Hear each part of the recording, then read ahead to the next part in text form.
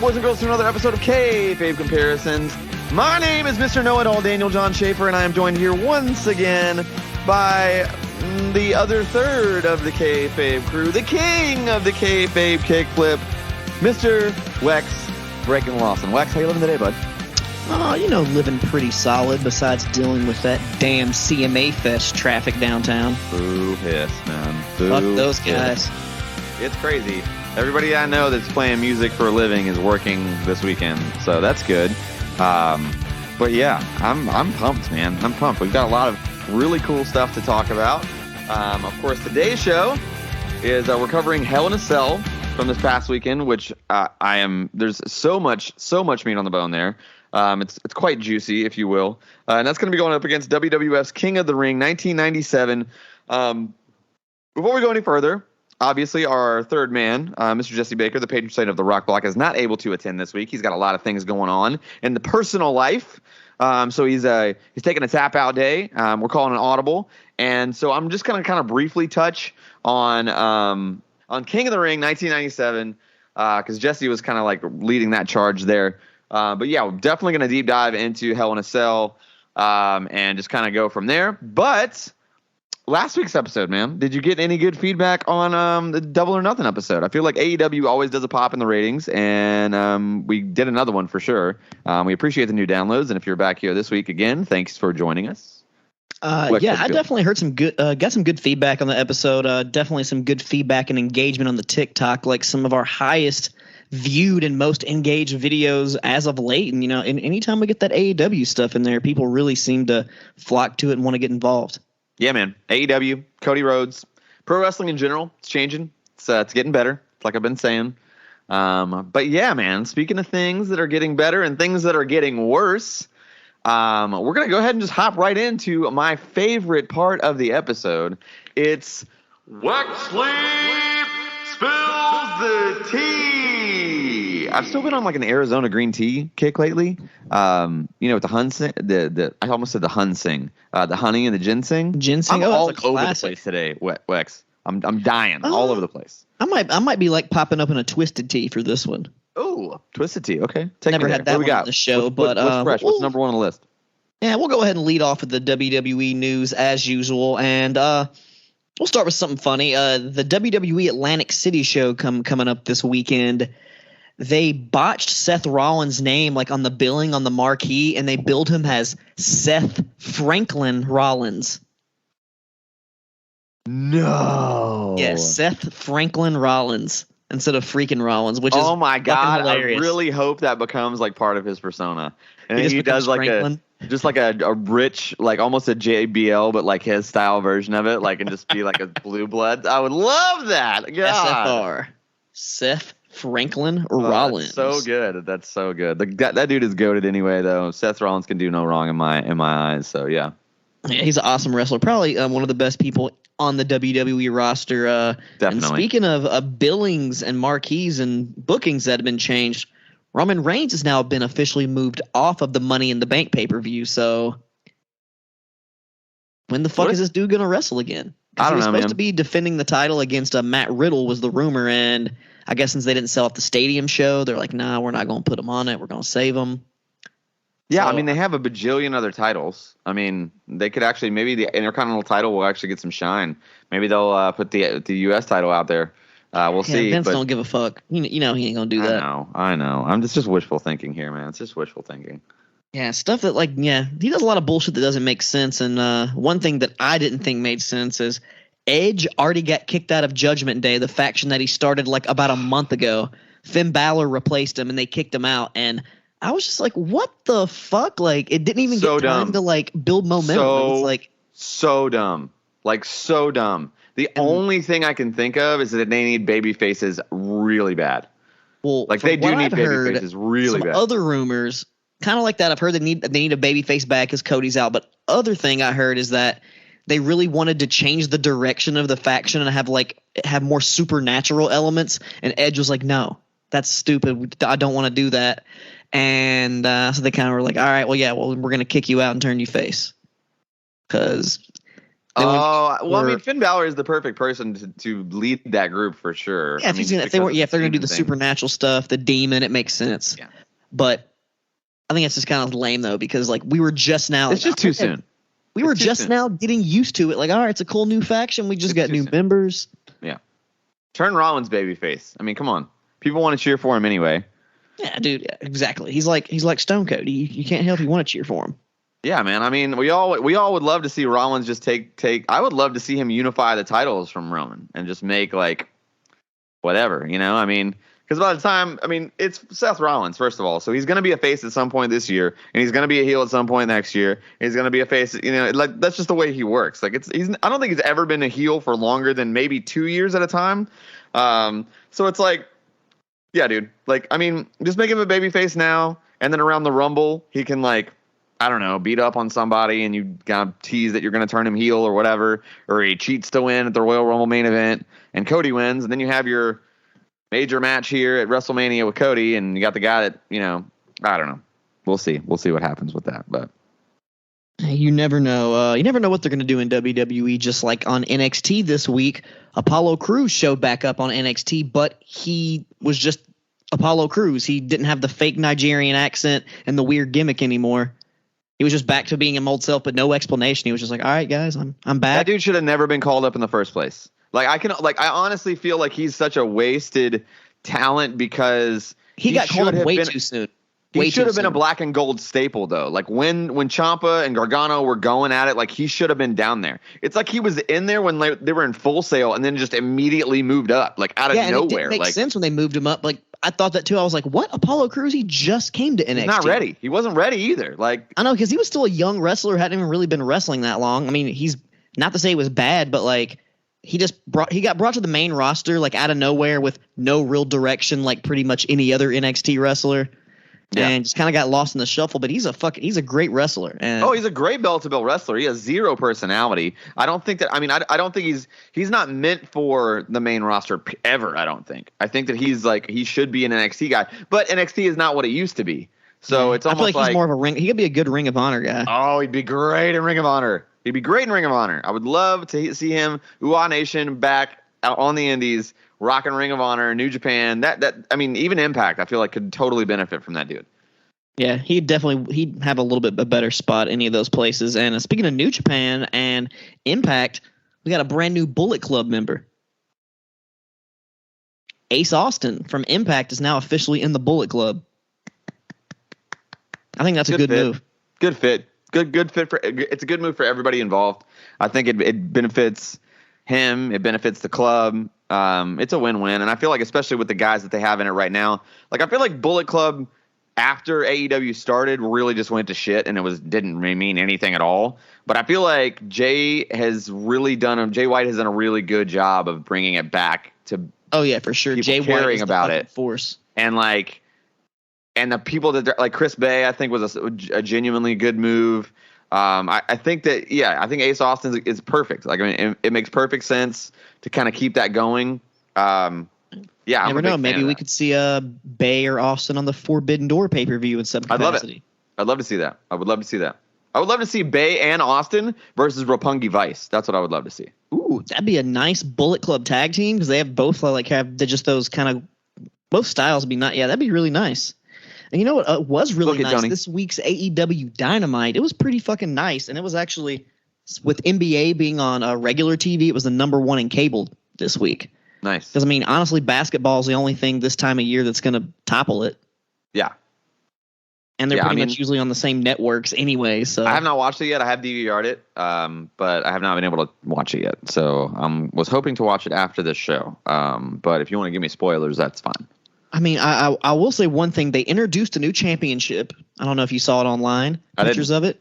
It's called the All Atlantic title. And it's kind of like an international title. And they're having a tournament with all international superstars that's going to culminate with a 4-way match at Forbidden Door for the new championship. And it's a nice looking belt. It's probably one of their best looking belts. Oh, wow. Similar to the Women's World Championship, like kind of in that style, but it's really nice. I'm excited. So I feel like this could be a bad sign, actually. But, okay, I think it's a good sign because what I think they're doing with it, it's going to be that belt that's going to cross promotions. You know, it's going to be like that belt that will be in Japan, and then like maybe it'll be that belt. It's still an AEW belt, but it kind of like. I see. But you already have all of these Ring of Honor titles. Do we have any announcement on what's happening with Ring of Honor? No, not yet. But I do know that I know Tony Khan's already said he wants to make it a separate brand. He doesn't want it to be like the same TV show because they want to have like their own fucking thing, which makes sense because you have all these fucking titles, and Ring of Honor needs a true home.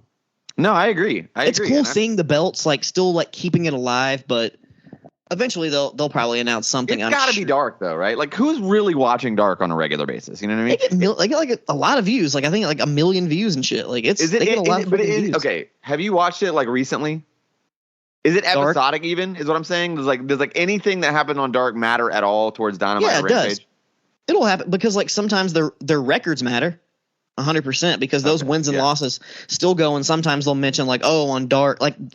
But the thing is, they'll mention it if it's something that actually matters, they'll mention it like on Dynamite, show a clip like, on Dark, this happened. Like, they're not going to put anything that's not going to be mentioned to where like the casual fan that doesn't watch it. Like, it's not like, it's more like being the elite. There might be like a subtle thing and they'll call back to it, but it's not like something you have to watch. That's what I'm saying is like, if all I had access to was YouTube and I just watched Dark, would I know what's going on? Is it like an actual show or is it just like squashes and then like pushes for angles? It's squashes and promos and stuff. So you'll kind of get what's kind of going on, but it's pretty much just like enhancement talent. Like, yeah.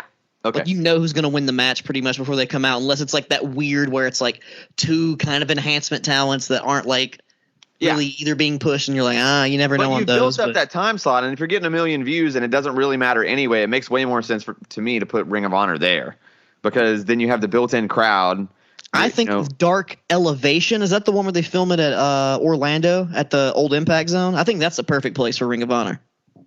Wait, so what's the difference? I don't know the difference between Dark and Elevation. One of the shows they film like dark matches like at the actual Dynamite and tapings or whatever. And then the other show is like a separate thing that's filmed at Full Sail. Or not Full Sail, Orlando. It is at Full Sail, isn't it? Oh, no, it's Full Sail University. It's it's the old Impact Zone. Impact Zone, yeah. MGM Grand Studio. Is that what it was? No, what studios it was called? The one, the Impact Zone, WCW Saturday Night, like that place. Worldwide Studios or whatever. Yeah, Worldwide, yeah, that. Yeah, I know what you're talking about. I wish they still had the spinning like Ring of Honor.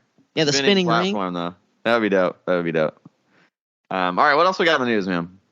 Pretty much AEW. That's kind of what we're talking about. So, pretty much the next day after we recorded our last episode, CM Punk, the new world champion, was injured in his match on Rampage, and turns out Max Caster broke his foot. He was injured. Max Caster didn't break it. He broke his foot in the match with Max Caster. So he said in his rap this week, like, I broke Punk's foot. Well. So supposedly he broke his foot in that match, which he's already broke his foot like 9 years ago or something. I had surgery. Nice. So it's just one of those reoccurring things. So, I guess let's hope old man Punk can rest up because he's not going to relinquish the title. He's going to be still the champion, and they're going to crown the interim champion, then have the unification, which that's cool, I guess. But so dumb. It's so dumb. It's so dumb. Punk tried to relinquish the title, and Khan's like, no, we're going to treat this like a real fighting sport where if the champion who's good is injured, we have an interim champion, have a unification match. I get the logic behind it, but if you watch Dynamite, it kind of made it lame because they had the battle royal to fight Jon Moxley to be the number one basically the battle royal, the winner of that fought Jon Moxley, and then the winner of that match goes to Forbidden Door to fight for the interim championship, basically, right? Yeah. But lots of big names were not in the battle royal. Like, you didn't have Jericho, you didn't have Wardlow, you didn't have I'm trying to think, just lots of big names. Hangman Adam Page, the former. How do you not just have? First of all, where is Kenny Omega? Like, if you have a vested interest in this thing, okay, I don't want to hear that. Like, I think he's done by now. Like, I literally think at this point he's just taking time off. Well, they literally just posted a video today of him getting plasma treatments because some of those things aren't healing the correct way. Oh, Oh, so it's just not worked. Okay, well, never mind. I was incorrect. I was out of bounds. I should not have said that. But I will say, I mean, come on, like for the timetable for his injuries, like he should have been healthy by now. Like, yeah, that's what he said too. I guess they thought like he should have been better, but it's like it's just not healing. just taking a lot longer. I mean, the dude's almost I think he's like 40 something, right? Or is he close to his 40? 38? No. I think he's in his I think he's like 34, 33. No, Kenny Omega's maybe, but still, he's not that old. But he had a long list of injuries that he let linger for a while, and I'm sure it's just like some tedious bullshit. But I mean, okay, how are you not like? Listen, I've said several times, and I know it's gonna be Moxley. Like they're gonna give the title back to Moxley. That's what they're gonna do. And so it's gonna be a Moxley Punk. Okay. The thing is, he's gonna fight somebody from New Japan, so you never know. I could see someone from New Japan winning it. In the meantime, absolutely not. Absolutely or not. Actually, cut that here. That international, the All Atlantic title. I think somebody from New Japan's going to win that. I would agree with that. That's probably what's going to happen, and that's fun. I say give it to somebody from Japan or Miro because he's in the tournament. Oh yeah. See, I mean, and Pat. Oh, so what happened on Dynamite, which I didn't tell you? So Pac and Buddy Matthews had a match for like the first round, and Pac won, so he's going to be in the 4-way, and there's going to be one match in Japan and then like 2 other matches here to have the other 2 people for the 4-way, and then the 4-way is going to be at 4-way will be at Forbidden Door. So one of the entrants is going to be from New Japan. They're going to have their match at whatever their next pay-per-view is. Well, we know it's not going to be Ibushi, unfortunately. No, it's not going to be Ibushi. Definitely not. Been slander in New Japan. And we know it's not going to be MJF because apparently Warner Media wanted to have everything MJF scrubbed off of all the intros, all the promotional material, and if this is still a work shoot, they are working and shooting real hard, like going to that much an extent to like. I want to know who reported that. Who said that the network said that to them? Because I don't think that. And I don't think Warner's not going to go out of their way to be like to correct dirt sheets. I think all of that is. I don't even think that's a work. I think that's the internet lying. That's what I think. I don't think that any of that happened. Well, it's just all it does is play into the favor of the fucking story because it's great. Yeah, I don't think any of that happened. Like. It just doesn't make any sense. Like he didn't do anything wrong. He didn't say anything. We called him he called Tony Khan a fucking mark. No, he didn't. They beeped it out. It never happened. I know, but it never happened. I know they bleeped it out, but that's gonna be their, what they're gonna say. No, absolutely not. I think it's just an awesome work, is what it is, and it's just they're just making it fucking. Yeah, it's great. It's a great work, but it is a work. Like there's zero. Oh, jeez. Like to me, it's almost like how can you even. When I saw that headline, I was like, this is the laziest, like, most clickbait report. Like, because there's no way to fact check that. It's like, Ringside News or somebody just knows somebody at the higher ups at Warner. Like, Ringside News, LOL. That's what I'm saying, though. Or like the Cage Side Report or whatever. Or it's like Sean Ross Sapp, like he always. Oh my God, Sean Ross Sapp is an idiot.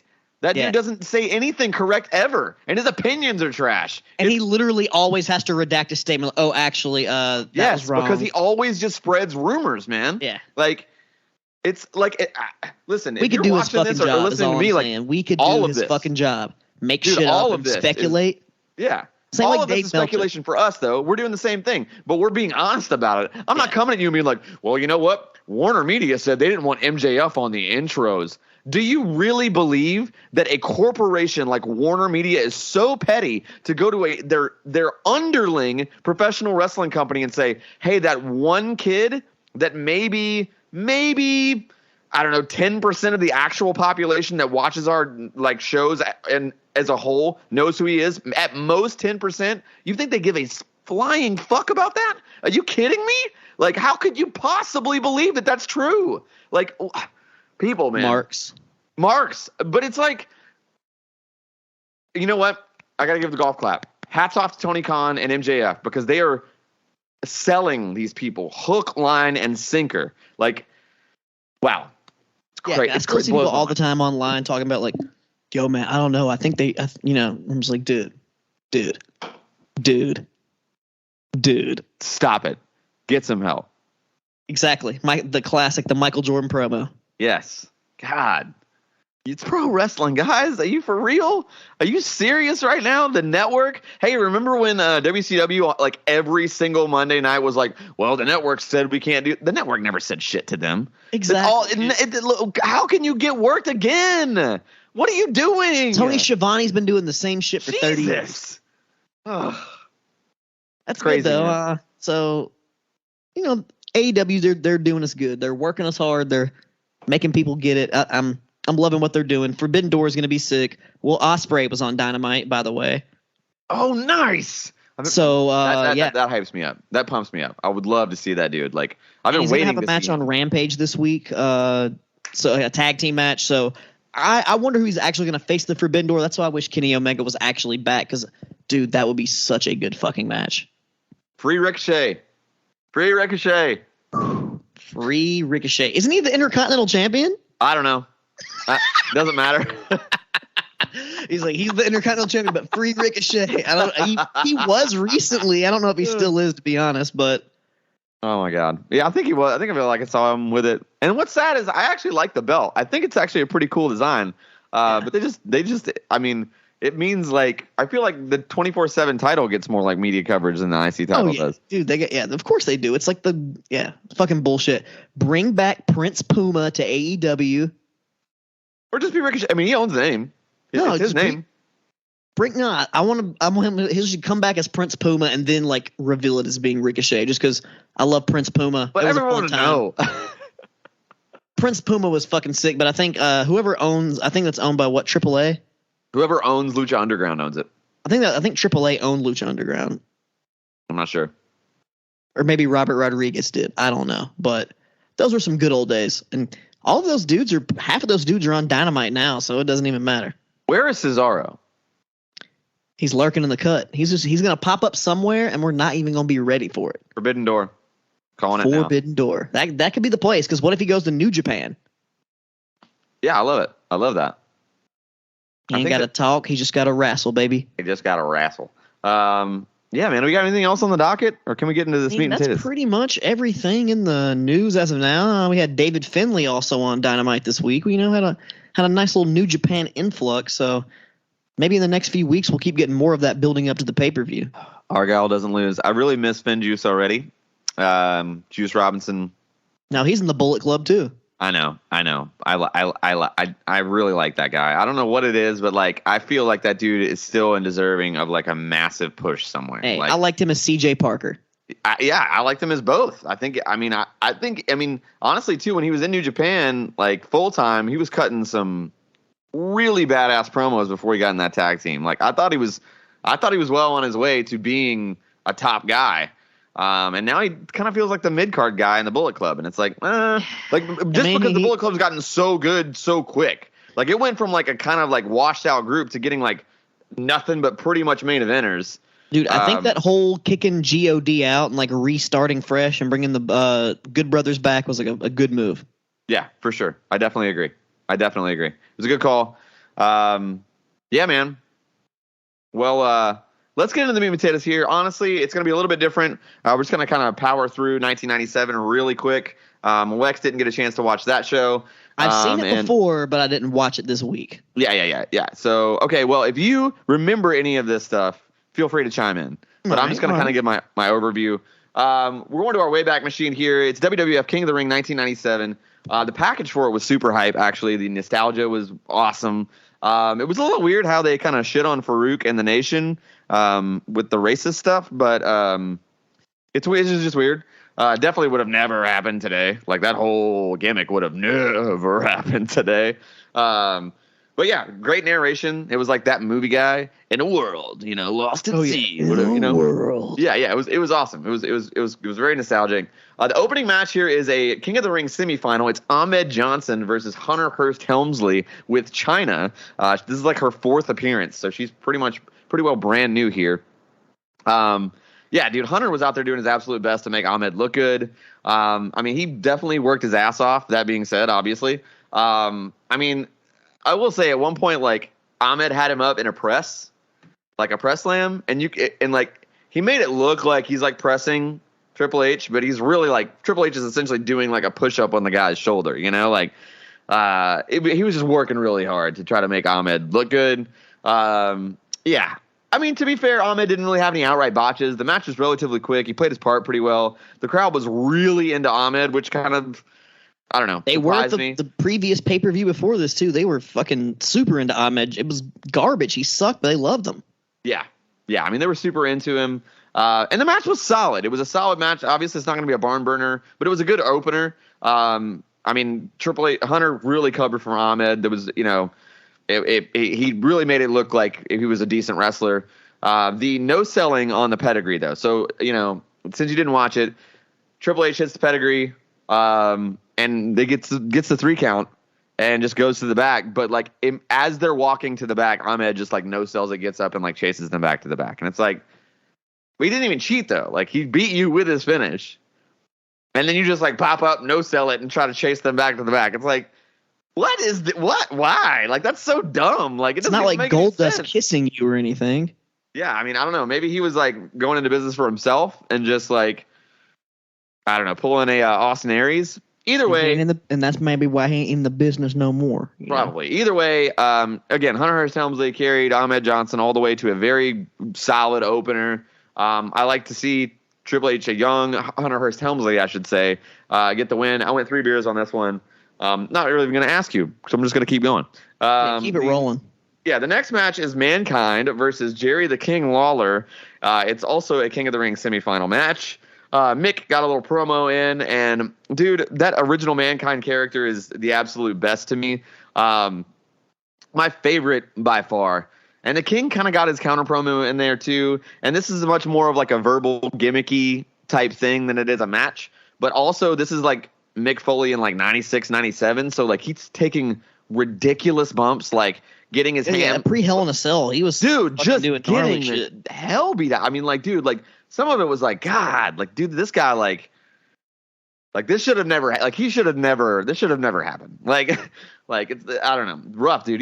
But he sold his ass off for sure. Some ridiculous bumps on the outside. Match was solid for what it was. It wasn't better than the opener though. It was a little bit below average. I went 2 3/4 beers, so very close to the middle. But just, I don't know, Lawler doesn't really have it, and Lawler's much more of a cartoony kind of wrestler, and Foley's especially at this point, more brutal. He wasn't really doing the comedy yet. Foley's a very physical fucking wrestler at this point. Yeah. So it was just a bad cactus elbows and shit. And it wasn't like either one of them worked poorly. Like they both worked pretty well. It's just their styles completely did not mesh at all. So yeah, we'll just keep it going. Todd Pettengill in the back there with Brian Pillman, solid promo.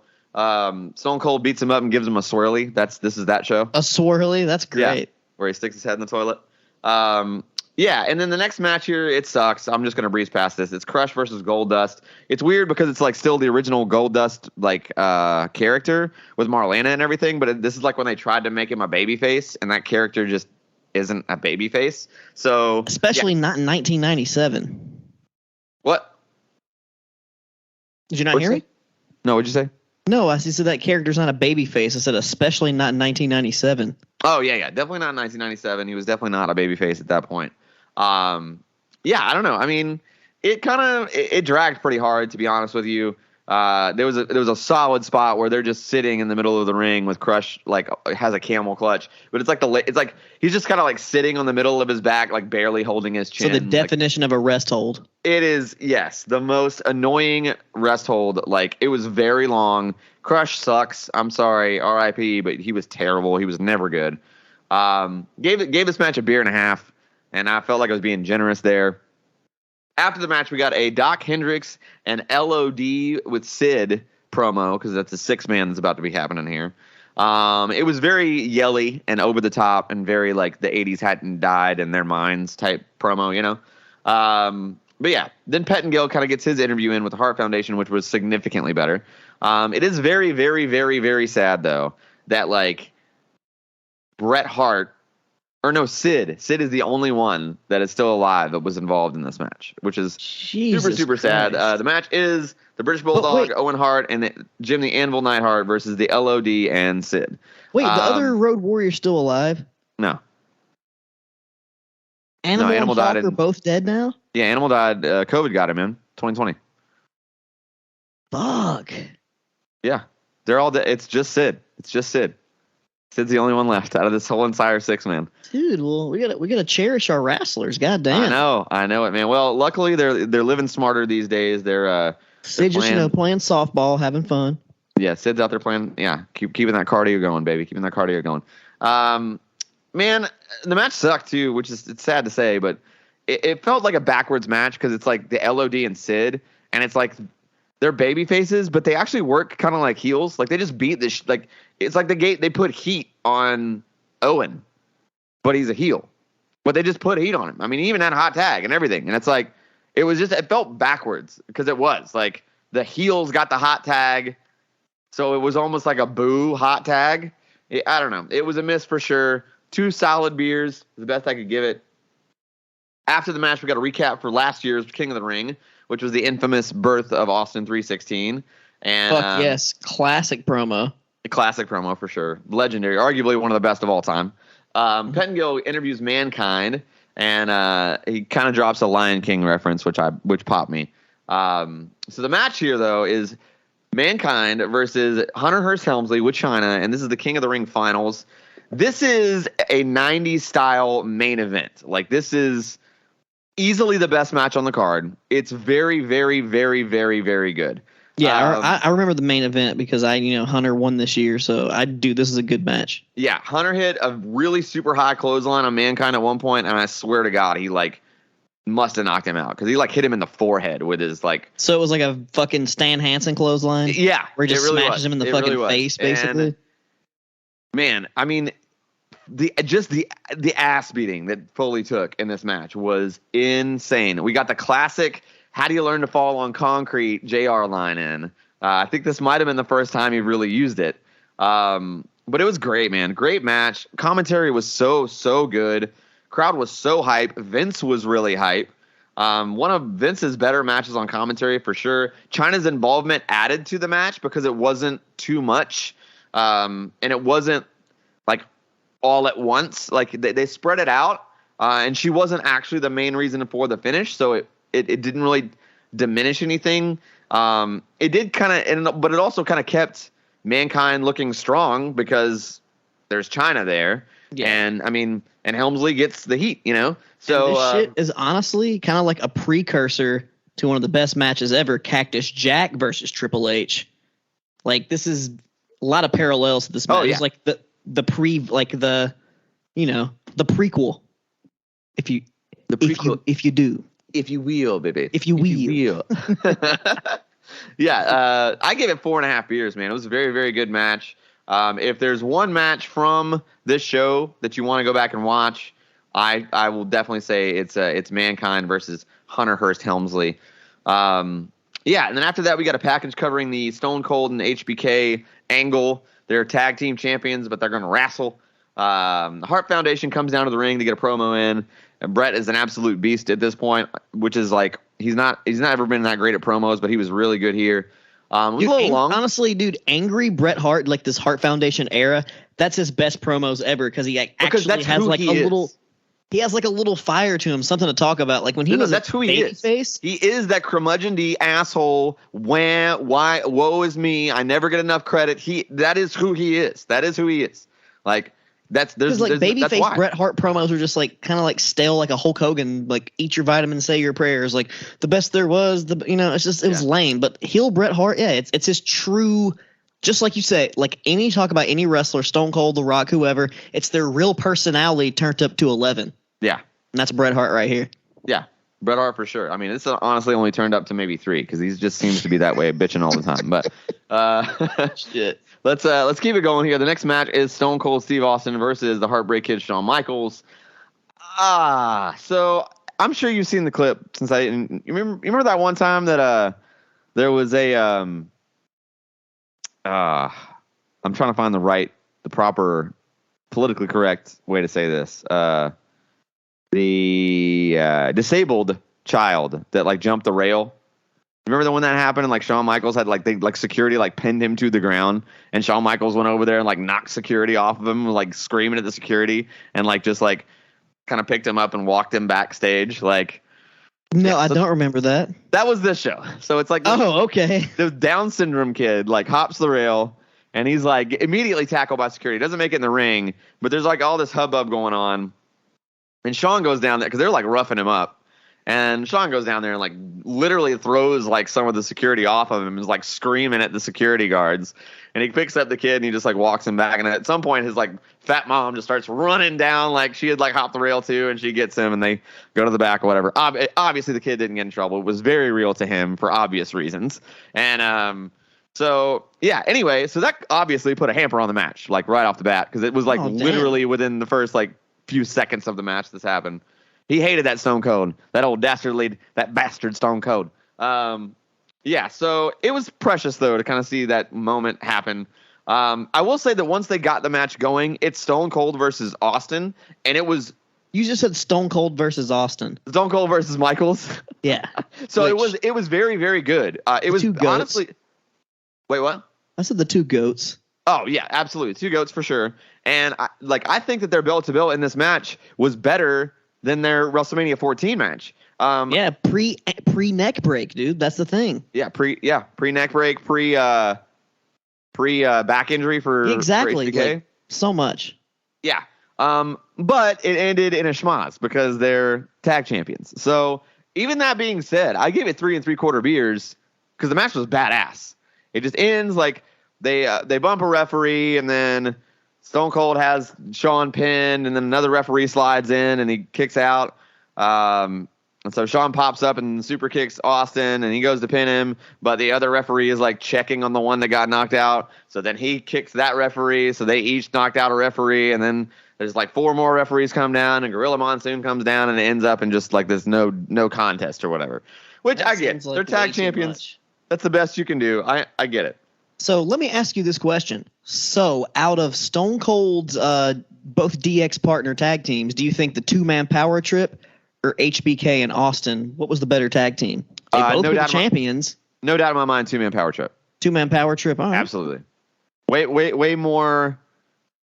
I think that had Triple H not gotten injured, that would have been an iconic tag team. Like I think they would have ran with it for a while. Like the Brothers of Destruction or something. Like 2 single stars coming together to be a good tag team. Dude, and I mean, yeah, because both. I mean, Austin is obviously a tag team specialist. Yes, of course. Hunter really wasn't. You know, I mean, like, sure, he had plenty of tag team matches, but like, he really wasn't. And I think that that's how that would have worked, especially like during that whole time that like Stone Cold was injured or whatever. Like, I think that he could have worked through that and maintained the real nasty heel Austin that he was trying to be, as opposed to going to like the comedy and the what and all that. Now, it happened, obviously, you know, Triple H got hurt. Both their careers ended up being what they were. But to me, 2-man power trip is the better tag team. And Shawn Michaels is still my favorite wrestler of all time, but 2-man power trip is better tag team. But what about, bonus question, just what do you think about Stone Cold and Dude Love as the tag team champions? I hated that, actually. I didn't like them being the tag team. I didn't mind them being a tag team, but I get that you pretty much have to use the belts for them a reason to keep them together. Like, I get that, but to me, Rock and Sock was obviously way better. Exactly. That was just the precursor to Rock and Sock. They realized that they're like, all right, we kind of know what we're doing here. We fucked it up a little bit, but we know the formula. Right. Yeah. Yeah. I mean, I think that. Yeah, I mean, it was entertaining. I mean, I do actually remember the Dude Love Stone Cold run. Hey, odd couple tag teams can be good. Yeah, for sure. It wasn't bad, but I do think that, you know, like with Stone Cold, I think Triple H was the better partner. With Mankind, I think it was The Rock for sure. I mean, because even both those teams are still kind of odd couple matchups. But yeah, man, let's not spend any more time on that fantasy booking. Let's keep it going here. The main event is actually Farouk versus The Undertaker. Not really much to talk about here. This is like that time where like they're trying to do babyface Undertaker, but Paul Bearer like has this secret that he's holding over Undertaker's head, and you know Undertaker ends up being blackmailed into working for Paul Bearer again. So the match sucked. It's a ton of NOD involvement. Farouk's just not that over. Like he was over, but not on a main event level. No one believed him to be. Farouk didn't really get over in WWF until the APA, the Acolytes. That's when he got over. Yeah, match was a shit show. It wasn't good at all. It was a terrible non-finish too, especially. And for a guy like Farouk, it's like just pin him. Like he's he's not really a main event guy. Like, just pin him. Like, it's not really gonna. They halted all of Farouk's momentum in the WWF, and they gave him that fucking helmet. He went from being world champion to wearing a fucking weird helmet. Yeah, it was weird. I mean, and the Nation of Domination was like a pretty good. Like, it saved him a little bit, but I think that helmet shit really fucked up his momentum.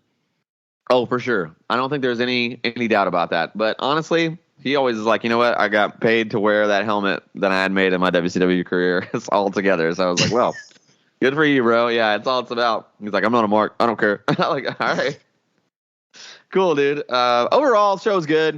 If you want to watch something from King of the Ring 1997, please go watch Triple H versus Mankind in the King of the Ring finals. It's a great match. Let's jump over here to Hell in a Cell 2022 and knock this some bitch out.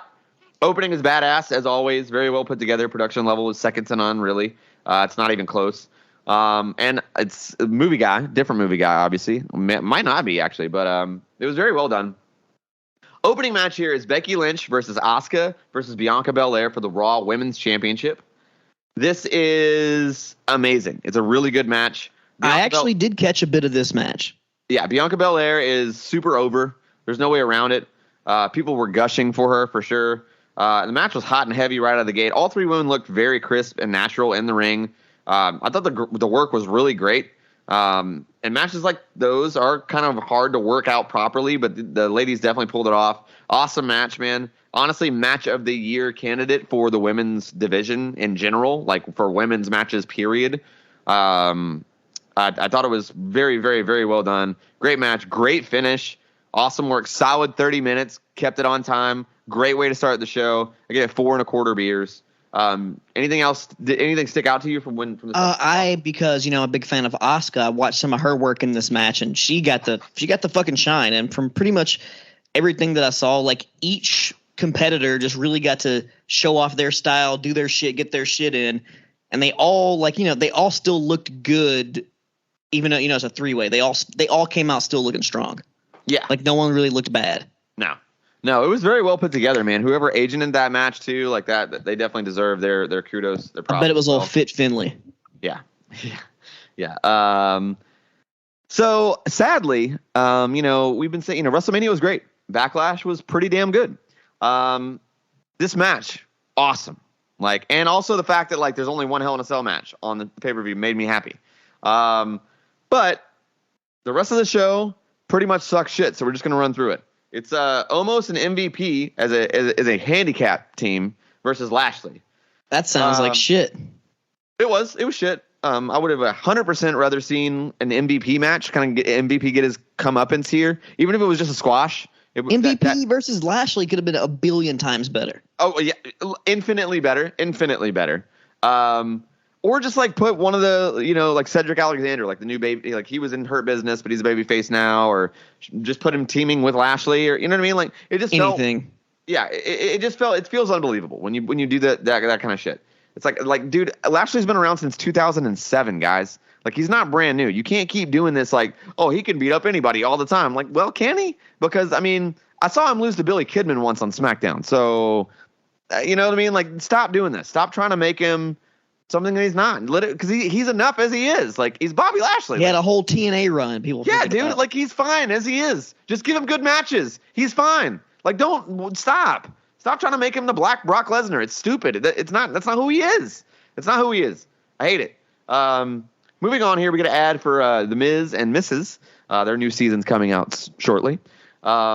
We need Miz back, by the way. We just need that on television for sure, as a babyface, I think. But yeah, I don't know. Then we get commentary here about how Cody is hurt.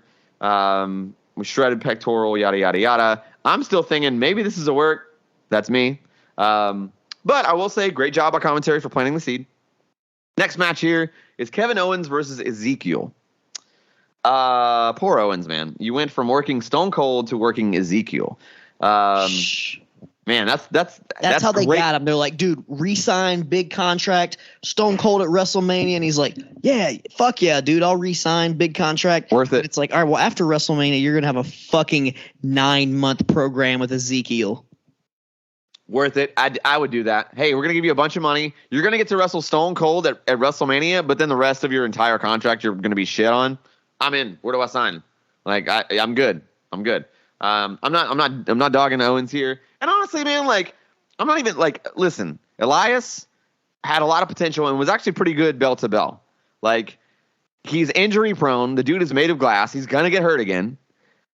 And honestly, the Ezekiel character is the most like creator wrestler generic number one, like, hit random in the create engine, and this is what you get. Like, he's just so generic. Random wrestler call number 4. Yeah, and the fact that like he's doing like the pretend like, well, I'm just Elias's younger brother. It's like, this feels very, very, very Mizdow, and it was kind of over, but the ceiling is this. Like, you are not getting any higher than a B-level pay-per-view match with Kevin Owens. You're like Elias Sampson had a chance to be a main event guy if he was built the right way. I genuinely believe that. Oh yeah, he was over as fuck at one point, dude. Ezekiel is Fandango. Braun Strowman at one point was over as fuck, and they didn't pull the trigger at the right time. Like, WWE always does that shit. Yeah, they try to wait until like no one gives a fuck about him anymore to try to push him.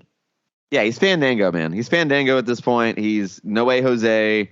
He's been relegated to that Adam Rose spot. He's Lord Tensai. He's the Funkasaurus. Yeah. He's that guy. So that sucks. But I will say the bell to bell was good. Owens did a great job. Owens looked vicious. His trash talk was all-time high, as always, because, I mean, he just had tons of material. It's Ezekiel. 2 beers. Just the Ezekiel character is so bad that I can't give it more than that. But honestly, the bell to bell wasn't terrible. And one thing that's crazy to me is LA Knight also looks like him too. Like who? Ezekiel with his beard. Like, now that LA Knight, they look very similar now with the whole thing. So very confusing to me. And LA Knight's name has changed too, by the way. The face. It's the face. I don't know what it is. What are you? What? No. LA Knight. It's with the no beard. It fucking, dude. Look at them. Put it side by side. They look similar now.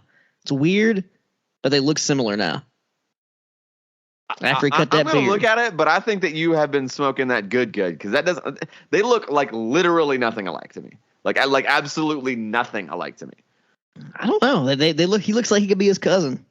Not all white people look the same, Wex. Okay. I think white bearded men probably do look pretty much alike, but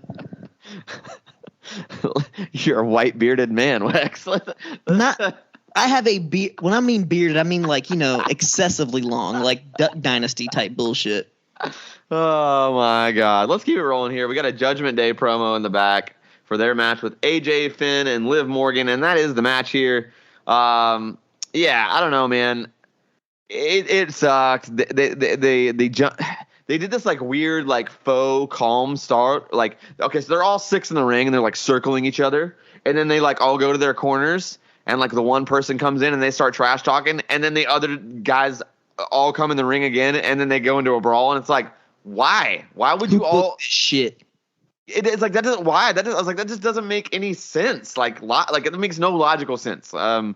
It was very weird. Damian Priest sucks, dude. I don't I'm enough with the or Punishment Martinez was great. I don't care. He sucks now. He's not good in the ring. He does suck. Ever since they changed his presentation, like, presentation is everything. No, it's his bell to bell, dude. It has nothing to do with his gimmick. He is out of place. He has terrible timing. He's awkward. He's not a good wrestler. I'm not talking about his character. He's not a good wrestler. He's not good. Like, he is all over the place, dude. I swear, people like just want to remember him for what he was, but he is, literally a walking botch machine. It was terrible. He was awful. Like, it was not good at all. And then there's Liv Morgan. God love her. Like, and she has gotten better, but this was a bad showing. Like, she has gotten better. I've seen her be better in matches. This was not good. Rhea Ripley looked worse. It's like they're regressing somehow. Like, it was just a bad match. It was not good all the way around. The only good exchange really was between Edge and Finn. And I guess that makes sense because now, everything that we know about Judgment Day and Finn taking the spot. And I'm sure it's because they have to turn Edge babyface. But who knows? Let's just keep it going here, man. God damn. The next thing is Happy Corbin versus Madcap Moss. You don't even have to cover this because just hearing that makes my blood boil just a little bit because fuck both of them. Dude, they're trying to make Matt. They're okay. Literally, this is like a Toys R Us version of the MJF Wardlow thing. It's the same exact thing, except Happy Corbin is the Great Value version of MJF, and Madcap Moss is the Wish version of Wardlow. So dude, it's he's not like even Great Value version. He's Clover Valley from Dollar General version. Yeah, Clover Valley. That's a good one. Yeah, I like that. Clover Valley. That makes sense. Yeah, Clover Valley and Wish. Or maybe like DH Gate or something. Dude, you know what I mean? Dude, totally. DH Gate and fucking Clover Valley. 100%, dude. Yeah, not good. Not good at all. Maybe 5 below. Somewhere in there. Either way, it was terrible. It was a dud. I'm not even going to talk about it. Next match here is Austin Theory versus Mustafa Ali for the United States Championship. It's pretty good belt to belt. It really is. A couple of clunky spots. But they definitely they're trying to make the secondary title mean a little bit more, which I appreciate.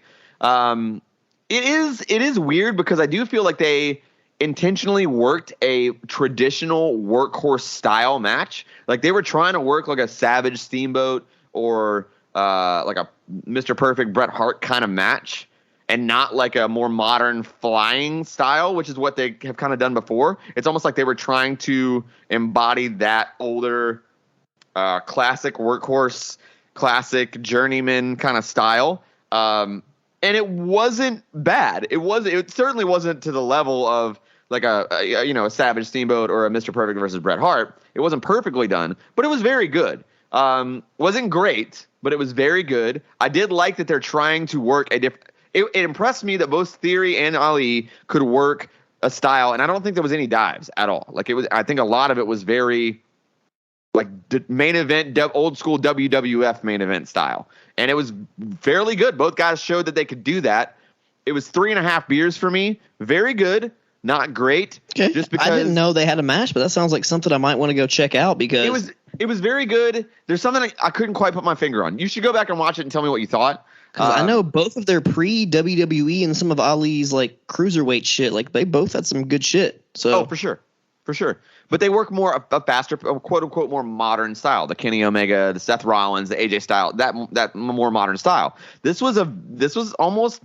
I mean, I don't know how else to say it, but it was like that. You know, any of the Harts really. Owen Hart, Bret Hart, think like WrestleMania 10 Intercontinental title. Shawn Michaels, Razor Ramon. This is that kind of match, and they did it well. But maybe it was just a little off because I didn't expect it. I don't know. It didn't quite. It was good. I rated it well, 3.5 beers, but not great. Now, okay, here it is. This is the moment that I've just been trying to get to, like the entire show. It's Seth Rollins versus Cody Rhodes in Hell in a Cell. If you watch this show, then you know that without any exaggeration, you witnessed a historic WWE match. Like this is a Bret Shawn Iron Man match. This is an Austin Rock. This will be a talked about match for decades to come. The reveal was done so well. Like Cody with the big jacket zipped all the way up. Rollins looked great coming out in the polka dots. Cody had his Homelander gear going 100%. Yeah, and it looked. So when he takes his jacket off and you can actually see the torn pec, the gasp in the arena, it like got quiet, like because you could tell that it wasn't. It was instant. It was instant emotion. It was like I genuinely had worry. Like I genuinely worried for his safety.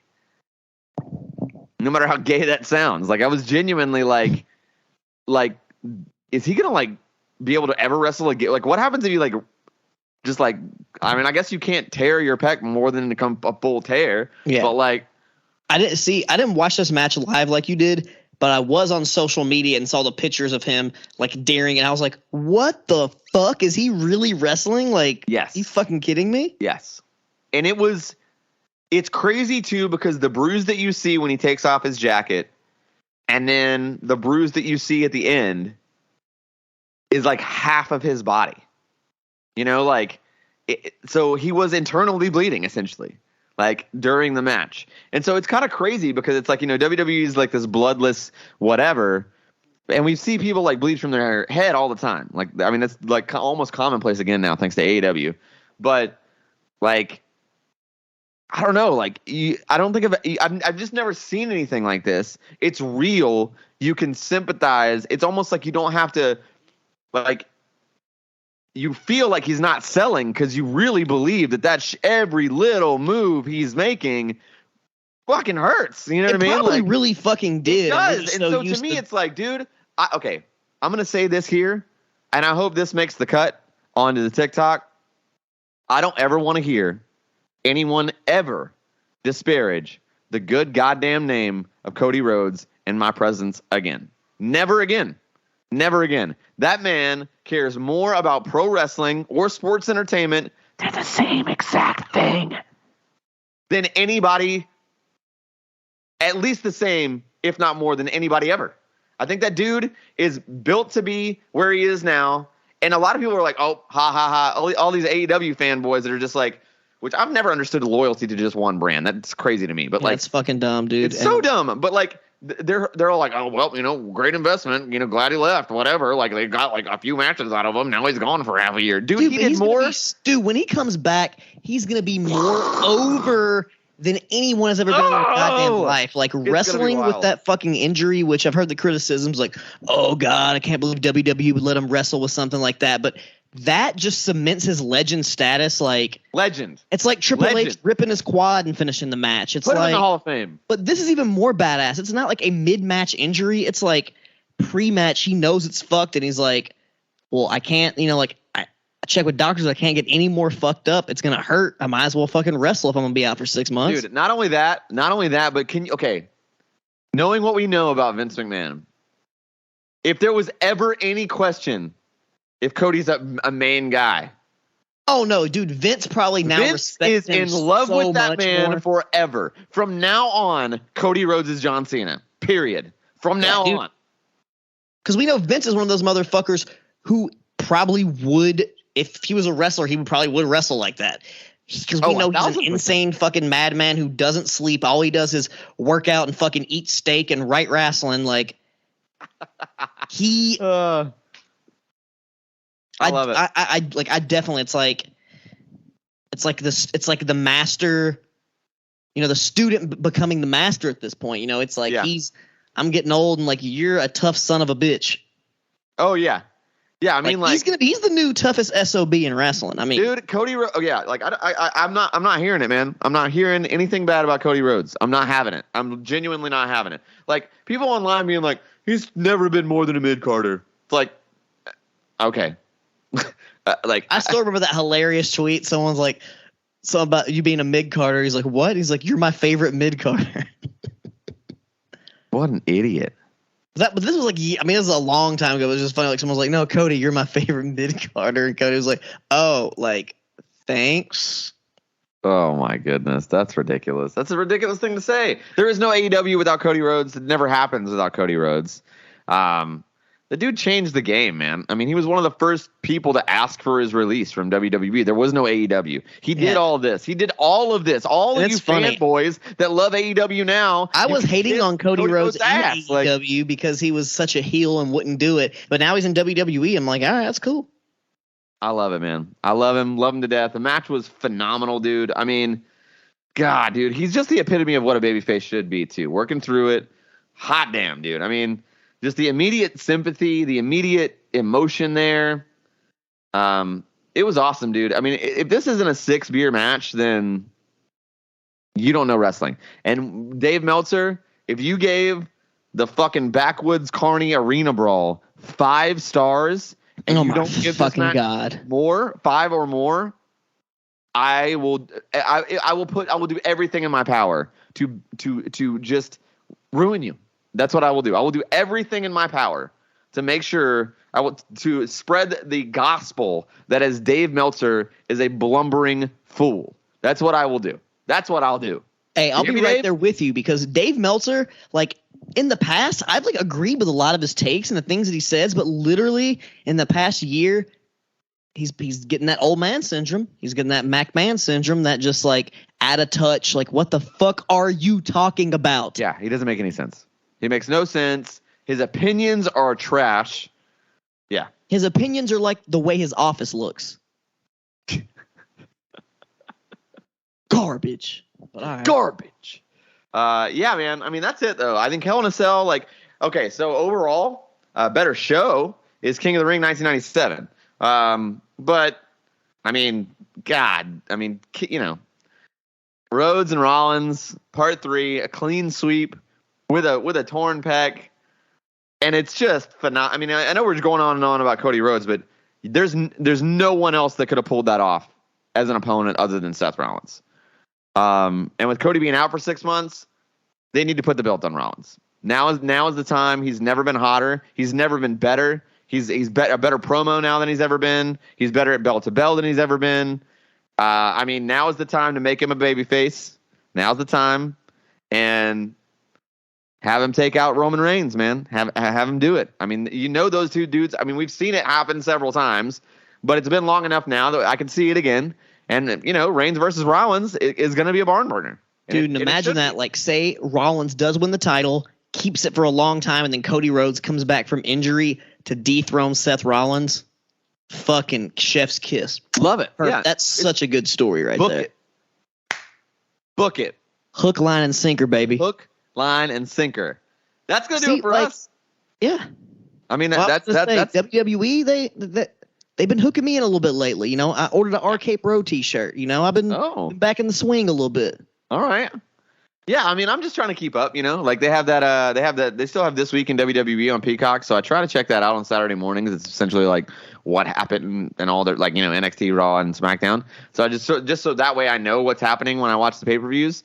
But lately I've been enticed to like, I could DVR Raw and just fast forward through it. You know, I mean, if it's trash, I can just fast forward through it. I've been wanting to try to do that a little bit more lately. They are on the upswing for sure. AEW's looking great. You know, hey, CM Punk goes down for AEW. Cody Rhodes goes down for WWE. It's a big shuffle going on. There's a lot of question marks going on in both companies. I'm excited about it, though. I feel like it's just opportunity for other guys to step up. Yeah, there's exactly. And both rosters, AEW and WWE, they have deep with the great fucking wrestlers who just need an opportunity. Yeah, I completely agree, man. I completely agree. Well, I don't have a trivia question for this week, I don't think. I don't either, because I thought our old boy Jesse was, but since he's out, I didn't really think of one. So I guess we'll just have to wait till next week, and we'll both think of one in case we don't have one. I like that. That sounds good. That sounds good to me. You guys can always find the show at KayfabeCom on Twitter and Instagram.